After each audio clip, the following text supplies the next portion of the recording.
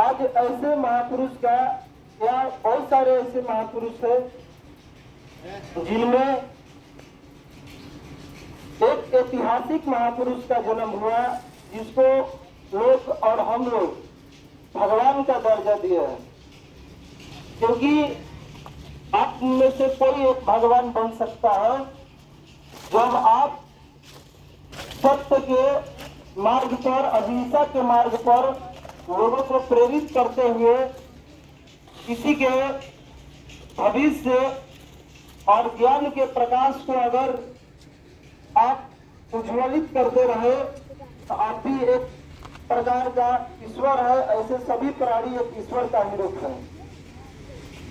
आप लोग देखने का बहुत अत्यंत प्रयत्न कीजिएगा कि आज भारत में ही नहीं बल्कि विश्व के बहुत सारे देशों में 70-80% देशों में बौद्ध धर्म को बुद्ध दिवस या ज्ञान दिवस को बहुत ही बड़े पैमाने पर मनाया जाता है। 5 मई आज से 26 2056 ईस्वी पूर्व का बात है कि बुद्ध भगवान आगे उनके बचपन का जो नाम था सिद्धार्थ का जन्म 563 ईसा पूर्व में नेपाल के लुम्बिनी में हुआ था। बुद्ध भगवान का कहा जन्म हुआ था? नेपाल के लुम्बिनी में 563 ईसा पूर्व, या कह सकते हैं कि 2600 ईस्वी उनके नामों में रूपांतरण होता गया। इनकी क्षमता योग्यता के अनुसार इनकी नामों में परिवर्तन होता गया। सिद्धार्थ से गौतम बने, गौतम से बुद्ध बने और बुद्ध से बुद्ध भगवान बन गए। लेकिन इस लंबी यात्रा में इनको बहुत सारी चीजों का त्याग करना पड़ा। आप जानते हैं कि सिद्धार्थ एक भोग विलास यानी एक राजा के लड़के थे, लेकिन उनको बचपन से ही इन चीजों से प्रेरणा रहा, प्रेरित हुए और सिद्धार्थ से ही जीवों से ज्यादा प्रेम करते रहे। उन्होंने एक हंस के मरते हुए देखा और जिन व्यक्तियों ने उसकी हत्या की उसका वह घोर निंदा की है। और उनको मन में एक बात का जिज्ञासा हुआ कि मृत्यु जो है सत्य है, सभी को एक दिन आएगा। और इन्होंने इस मृत्यु का पता लगाने के लिए, इस ज्ञान की पता लगाने के लिए उन्होंने अपने घर को भी त्याग कर दिया, क्योंकि कहा गया है कि कुछ पाने के लिए कुछ खोना पड़ता।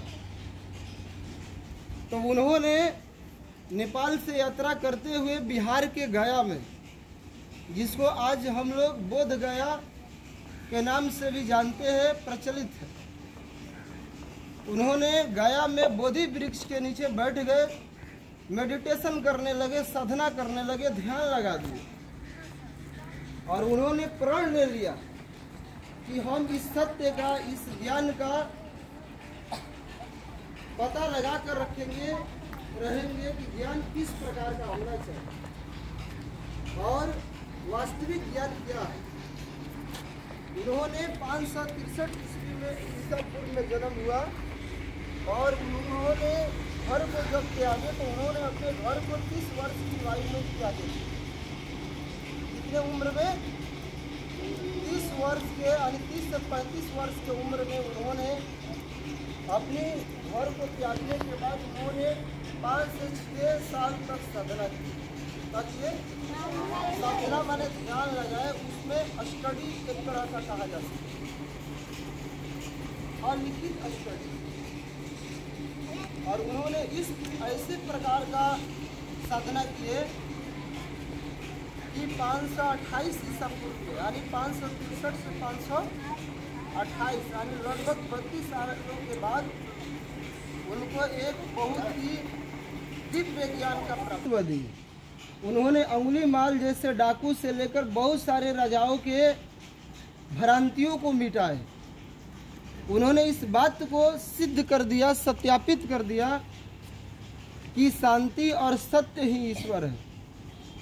यदि हम शांति से पढ़ाई करें, उसमें ध्यान लगाए, सत्य के सही मार्ग पर चले, कि किसी बच्चे का पेंसिल कटर या किसी प्रकार बताए कि ईश्वर को ना ही कोई देखा है, ना आज तक या भविष्य में न कोई देखेगा, लेकिन सत्य ही, क्योंकि आप तो यह जानते हैं कि हम सत्य कर रहे हैं, सही मार्ग पर है। वही सही मार्ग हमारी क्या है? हमारे ईश्वर है। और हम सत्य है तो हम सब कुछ है। और बुद्ध भगवान ने अपनी लंबी यात्रा करने के बाद उनका नाम कैसे परिवर्तन हुआ? सिद्धार्थ। सिद्धार्थ से क्या बना? गौतम। गौतम से क्या बना? बुद्ध। और जब उनको दिव्य ज्ञान मिल गया तो उनका नाम हो गया बुद्ध भगवान। और इनका जन्म पूर्णिमा को हुआ था, इसीलिए आज पूरे विश्व में बहुत सारे देशों में, राज्यों में बुद्ध दिवस या बुद्ध पूर्णिमा एक पर्व के रूप में मनाया जाता है। तो आज हम लोग को भी कर्तव्य बनता है उन व्यक्तियों को, उस व्यक्ति के बारे में जानने की जिन्होंने एक अथक प्रयास किए। क्योंकि हम लोग 1-2 साल अगर 6 माह 1 माह घर छोड़ देते हैं तो हम लोग स्वार्थ में जीते हैं, हम लोग मोह माया में रहते हैं कि मेरे परिवार है।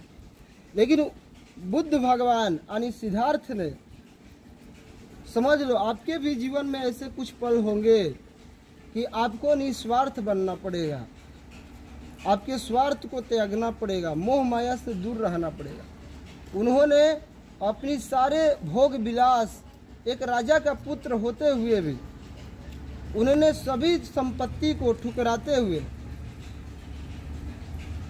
और उन्होंने उनको एक अच्छा मार्ग पर लाए, अपना शिष्य भी बनाए। कहा जाता है कि शिक्षक वही है, गुरु वही होते हैं जो पीटकर नहीं, एक शांति से बातों से प्रेरित करके आपको एक अच्छा मार्ग पर लाने को प्रशस्त करते हैं, आपको प्रेरित करते, बाध्य करते, मजबूर करते हैं। तो समझिए कि वही जो गुरु है आपके लाइफ में। ऐसे तो बहुत सारे शिक्षक आपको पढ़ाते हैं, लेकिन 1-2 ही शिक्षक का आपके घर तक प्रभाव रहता है। आप सोते जागते भी उन टीचर के बारे में सोचते हैं कि सर हमारे टीचर सत्य में विश्वास रखते। उनकी पूरी जो यात्रा थी शांति का था, क्योंकि शांति में ही तरक्की होती है, पढ़ाई होती है। अभी क्लास में कभी पढ़ते हैं तो आपको बिल्कुल शांत रहना चाहिए, क्योंकि स्वयं सुधारो, अपने आप को विश्व सुधर जाए। हम लोग और आप लोग दूसरे के चक्कर में रहते हैं कि वह बात कर रहा है तो हम भी बात करेंगे, अशांत रहते हैं। हमें स्वयं को सुधारना चाहिए, अपने आप में गलतियां खोजो, क्योंकि कमियां सभी में होती है, लेकिन उस कमियों को जानते हुए छोड़ देना ये सबसे बड़ी गलती है। क्योंकि गलती होना कोई बुरी बात नहीं है, मिस्टेक होना, लेकिन आप जानते हैं कि हमारे अंदर ऐसा मिस्टेक हो रहा है, फिर भी उस पर हम केयर नहीं करते, ध्यान नहीं देते हैं, सावधान नहीं रहते हैं, तो हम बहुत जो है डाउन हो जाते हैं, दूसरे से हमारा लेवल पढ़ाई में घट जाता है। तो बुद्ध भगवान से हमें बहुत सारी चीज़ें सीखने को मिलता है। पहला क्या मिलता है कि हमें शांति से रहना चाहिए। क्या रहना चाहिए? मौन एकदम, जहाँ घर पर हो कम बोलना चाहिए, क्योंकि कम बोलने वाला व्यक्ति गंभीर होता है, उनकी वैल्यू होती है, उस बोली का कीमत होता है, वह गोली की तरह होता है। देखे हो ना, एक बोली आपका पूरा युद्ध करा देता है। महाभारत में भी आप देखें कि एक बोली जिन्होंने ऐसा बोला जो युद्ध करा दिया। तो बोली सुंदर होनी चाहिए। पहला बात सीखने को मिलता है, हमें शांत रहना चाहिए, कम बोलना चाहिए, क्योंकि कम बोलेंगे तभी ना शांत रहेंगे। इससे क्या होता है कि वैल्यू अपना बढ़ता है। कोई आपको कहता है अरे बहुत बड़ा गंभीर आदमी है, बहुत एक दूसरे से ज़्यादा नहीं बोलता है, बिना पूछे नहीं बोलता है। आपको जब आवश्यकता पड़े तभी बोलना चाहिए। दूसरी बात सीखने को बुद्ध भगवान से मिलता है हम लोग को कि हमें सत्य पर रहना चाहिए, सही मार्ग पर रहना चाहिए। किसी को कटर से पेंसिल तक छोटी छोटी चीज़ें अगर छूट गई तो उसे समर्पित कर देना चाहिए, क्योंकि आपके माता पिता उसके बदौलियत आपको नहीं पढ़ा रहे हैं, वो अपने दम पर पढ़ा रहे हैं, आपको सुविधा दे रहे हैं। इसीलिए दूसरे के कटर पेंसिल किताब को कॉपी के बारे में नहीं पढ़ना चाहिए।